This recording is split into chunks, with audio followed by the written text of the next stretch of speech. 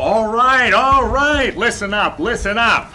This is the real deal, this is no shit. Another opening, another show in Philly, Boston, or Baltimore. A chance for stage folks to say hello. Another opening of another show. Another job that you hope at last will make your future forget your past. Another pain where the ulcers grow. Another opening of another show. Why do I teach? I wake up each morning sometimes asking that question. There are a lot of reasons, and I guess one of the basic reasons is I feel that I'm good at it. Acting is instinctive. I don't know if you can actually teach acting. I think what you can do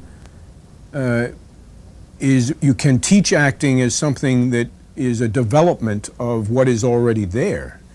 And if a person doesn't have a certain instinct for acting, I certainly don't pretend to think that you can teach them that. And I wish I was never married, because my ex-husband, he put a curse on me. We have a daughter, that bitch. I try to treat actors as people, not children, not prima donnas, but people who hopefully will respond if I treat them that way. In a way, when you're doing a monologue, right, it's the same thing, isn't it? If you just take it talking to an audience, it might become, as you say, flat. You have to think of that monologue as who are the people that that character is really talking to in the situation. And you have to make those characters come very alive. What makes a great actor, I suppose, is someone who's a great listener.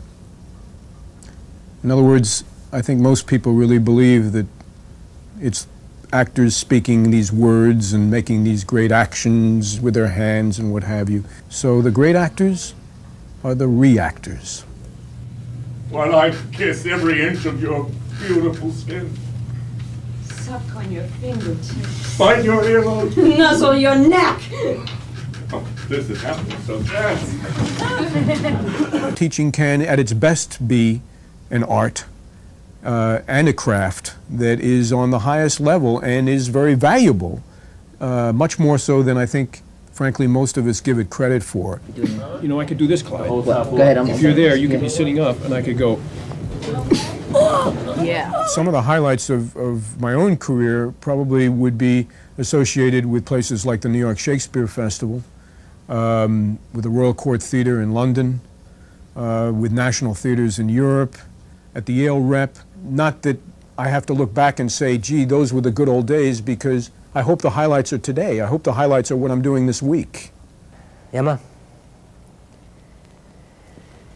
we found 3 other young women in the last year. They each had their throats slit. Did you have anything to do with that? Actually, I think an actor should go to as many different places as they can and get different viewpoints. And I always feel that nobody should stay in one place forever. And I always fear when somebody tells me they've been with one teacher 20 years. I always go, gee, maybe you're too comfortable. This can really be a bomb, meaning not in the British terms, where a bomb means a big hit. This could really be a bomb in terms of being a stinker.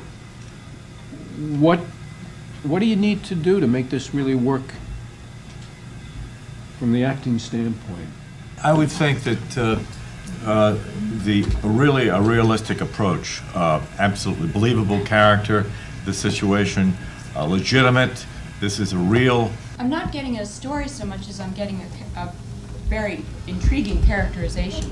Yesterday afternoon, I took a nice long boat ride in the park. Never mind, Susan.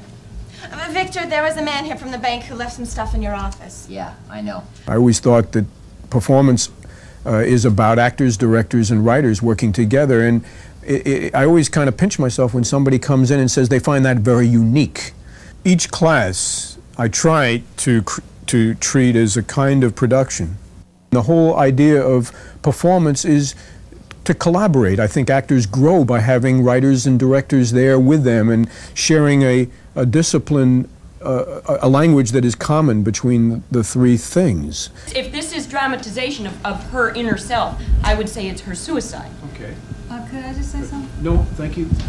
I would love to have the play speak for you. No, I just thought you might And- tell her the title of the play. Oh, sure, but I would love to have other people talk to you in the time you have so that we don't waste your time. Because I want you to hear from other people. You can always say things that you know, but I want them to be able to respond for you. You're not reading for yourself. You know, you're reading to get a role, or you're reading for the writer and the director, and you know, to really hear the play. The goals for the studio is to try and perfect what we are doing now, and I'm always looking to find new ways to do what we do even better.